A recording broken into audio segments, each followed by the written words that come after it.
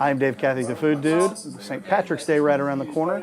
Thought we might try something a little different, not so much traditional, but very Irish, very UK. We're going to go with bangers and mash, and who better to show us how to make that than Chef Sean Cummings at his pub.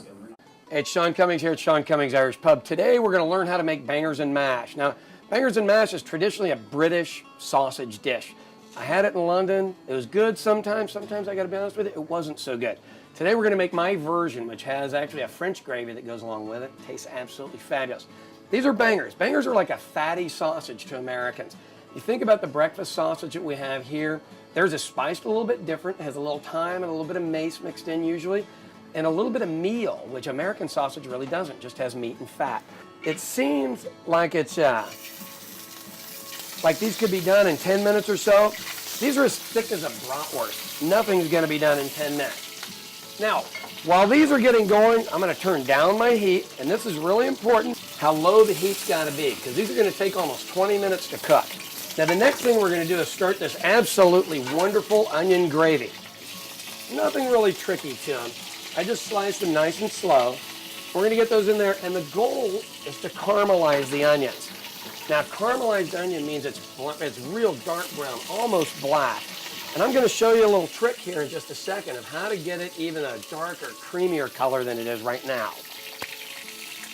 Now, we've gotten to the point where I'm okay with the way that the onions look, but I'm not thrilled with it. Now, the trick in a restaurant business is to actually throw a little bit of brown sugar in with that. We're going to throw a little bit of brown sugar. Don't go crazy with it or anything. Just enough to make it a nice, pretty color. And that's going to caramelize in and make this absolutely beautiful, deep brown gravy.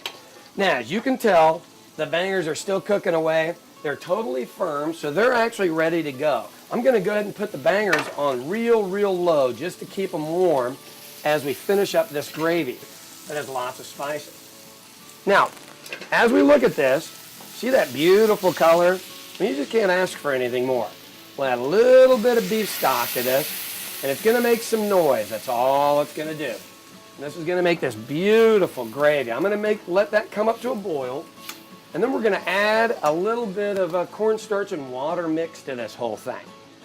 And we've got a cornstarch and water mix. You need your water to be lukewarm. If it's hot or it's cold, this really doesn't work and you end up with really lumpy gravy. All of us have been in a Thanksgiving episode that just didn't turn out well because of it. And I can't give you exact measurements of what to do on this because it depends on the thickness that you like and just kind of basically the texture that you like. This is all boiling again, so we're going to throw just a little bit in here.